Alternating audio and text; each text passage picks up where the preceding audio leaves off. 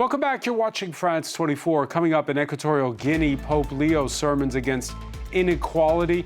Earlier, he celebrated a mass in Mongomo near the border with Gabon. Mongomo, the hometown of the oil-rich former Spanish colony's longtime strongman, Teodoro Obiang Nguema. The energy crisis here to stay, warns Brussels, which advocates measures that include more working from home. We'll have all the day's business news with Kate Moody. San Antonio waits on star center Victor Wembanyama, the Frenchman forced out of a Game 2 playoff loss against Portland with a concussion. The Spurs hope Wemby will be fit for Friday's Game 3. Meanwhile, France has won the bid to host the 2031 Basketball World Cup. James Vizina will have more.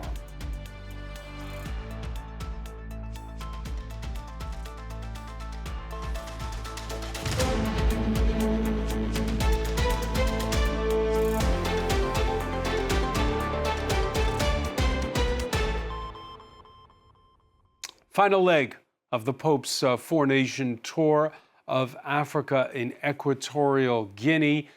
He was expected back in the capital, Malabo, this Wednesday, after earlier calling for greater room for freedom and delivering a rare criticism of living conditions for prisoners. He visited inmates in a jail known for its squalor and ill treatment of detainees.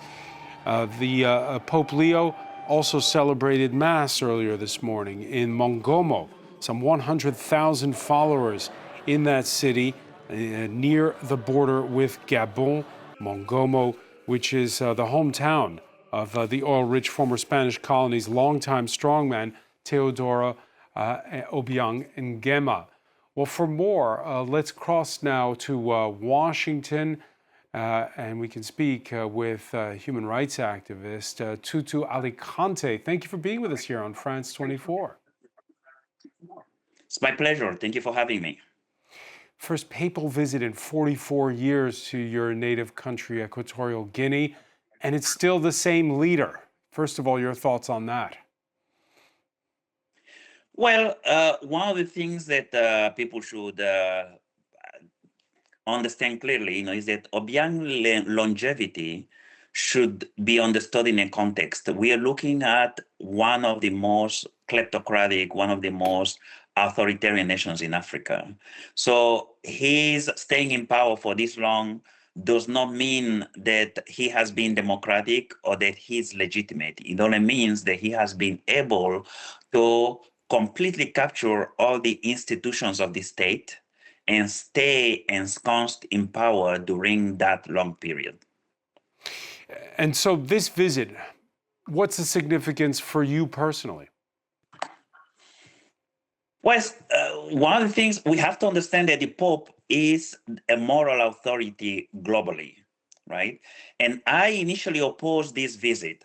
However, one of the things that we also have to understand is that the Pope's message has been consistent here in speaking against corruption, speaking against human rights violations, speaking against the overstaying in power that we have seen in places like Cameroon and now Equatorial Guinea.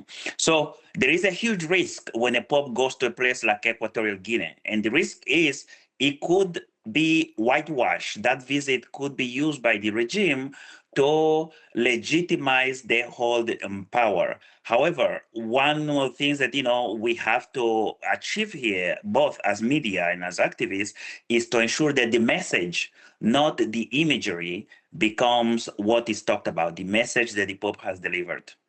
And in that regard, you're saying first you oppose this visit. Are you surprised by Leo? This is his first African tour. Well, it is a good thing that the Pope visits Africa, particularly when you keep in mind that Pope Ratzinger did not visit Africa and Pope Francis did not visit Africa. And as you very well know, Africa, the largest growth of Christianity and particularly of Catholicism is in Africa. So it's a good thing that the Pope visit. The real challenge becomes, how do we ensure that the Vatican going to Africa becomes a message about where the Catholic Church specifically stands on issues of corruption, democracy, transparency, and accountability, instead of allowing governments like the ones that we have in Cameroon and even the one that we have in Angola to spin that visit and use it to not just legitimize the current governments, but actually, as we're seeing in Cameroon and Equatorial Guinea, try to install basically the next president being the son of the president. That's the case in Equatorial Guinea and Cameroon, right? So And we that's the want to context. avoid a situation. Yeah, that's the context in which he went this Wednesday for that visit to the economic capital, Bata, to a prison to visit with inmates. Tell us about why that is particularly important. Well, one of the things that we should also note is that he didn't visit Black Beach. He didn't visit Ovengazeng. This is the worst prisons in Equatorial Guinea. Very, very tightly controlled prisons. However, having visited Bata, the question becomes whether his visit over there is used by the government to say, we are so open that we even allow the pontiff to visit the prisons, or whether that leads to lasting reforms in the prison system. We have a system in Equatorial Guinea where there is no independence of the judiciary. When you have people in prison for 4 or 5 years without having seen a judge. So it's not just about visiting. Again, it's not just about the imagery. It's about what comes after that, whether people actually get fair trials, whether due process becomes something that people can enjoy in Equatorial Guinea. He's visiting with Teodoro Obiang, who's been there since 1979. But you could argue that, in fact, there are two Obiangs, because there was before and after Equatorial Guinea became an oil exporting nation. And of course, the Pope talked about inequality a lot on this tour so far. But the Obiang of the last years, how has he changed? Well, in reality, Equatorial Guinea, again, not Obiang, has changed in the fact that, in the sense that, we now have the resources to have transformed the livelihood, the well-being, the dignity of Equatorial Guineans. In reality, that hasn't been the case.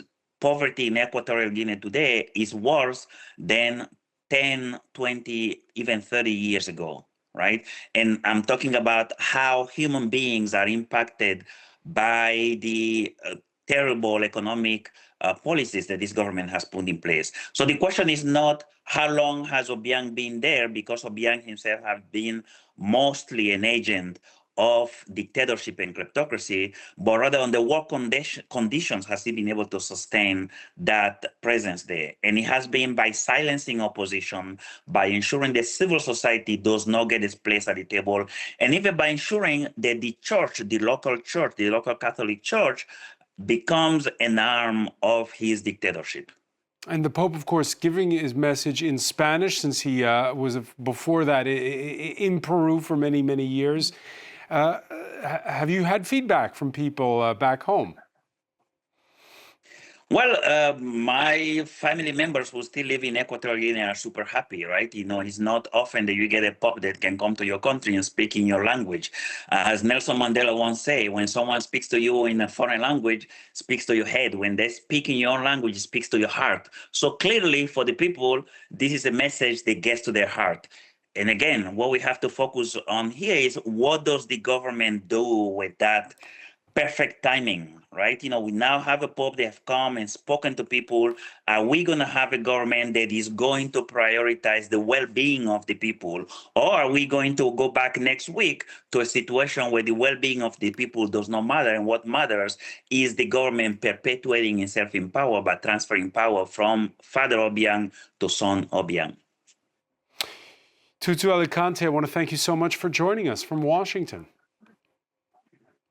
Always a pleasure. Thank you very much.